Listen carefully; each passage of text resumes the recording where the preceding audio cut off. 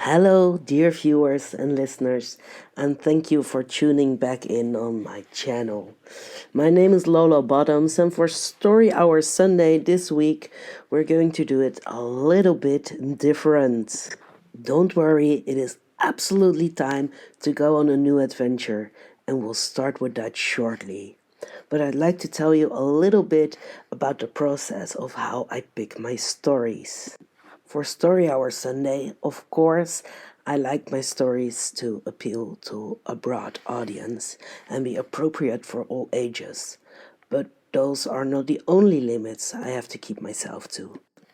Of course, there's the issue of copyright. But if a story is old enough, it gets in the public domain. And there are some other exceptions as well to stories which are in the public domain. And of course, you can always ask for permission.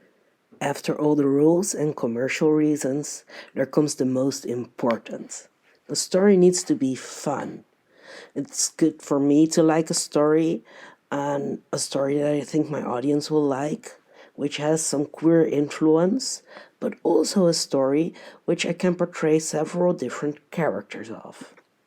As you can probably imagine, that isn't always easy, but there are definitely several stories which check all the boxes.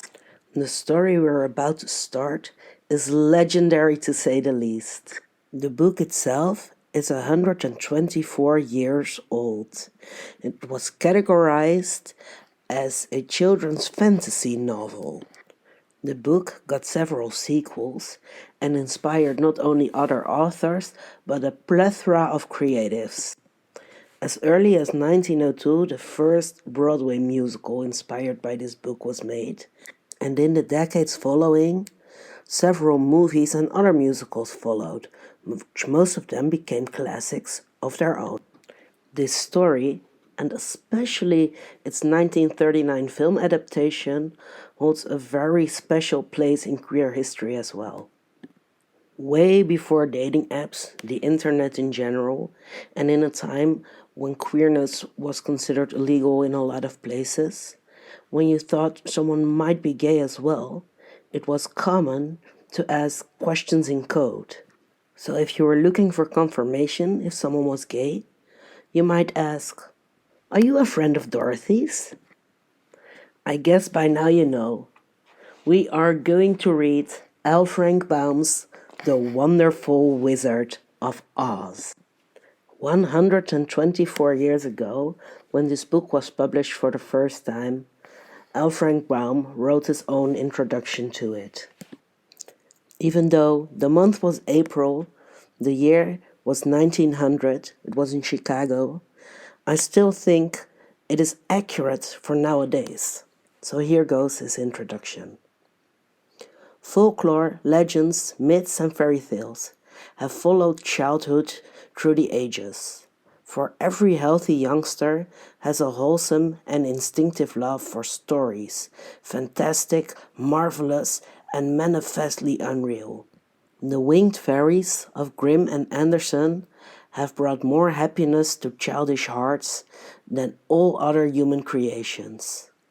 Yet the old-time fairy tale, having served for generations, may now be classed as historical in the children's library, for the time has come for a series of newer wonder tales, in which the stereotyped genie, dwarf, and fairy are eliminated, together with all the horrible and blood-curdling incidents devised by their authors to point a fearsome moral to each tale.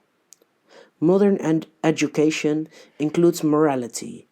Therefore, the modern child seeks only entertainment in its wonder tales and gladly dispenses with all disagreeable incident. Having this thought in mind, the story of the wonderful Wizard of Oz was written solely to please children of today. It aspires to be a modernized fairy tale in which the wonderment and joy are retained and the heartaches and nightmares are left out. Now, I don't think that over a century ago, L. Frank Baum has imagined a drag performer preparing themselves to read out this entire book decked out in glitter and dressed up as several different characters. But I happen to think it's the perfect story for it. So, here's a question for you to think about. What characters do you think I'm going to reimagine in drag while reading the story to you all? I think a lot of you are familiar with it. Come and check out the first character next Sunday at 8 p.m. Central European Time. Don't forget to check out my other videos on Thursday, 8 p.m. Central European Time.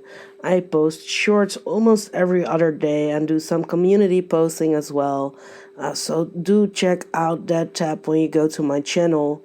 Please don't forget to subscribe not to miss anything and help me out. And if you like this video, please give it a thumbs up. And as always, until next time. Bye.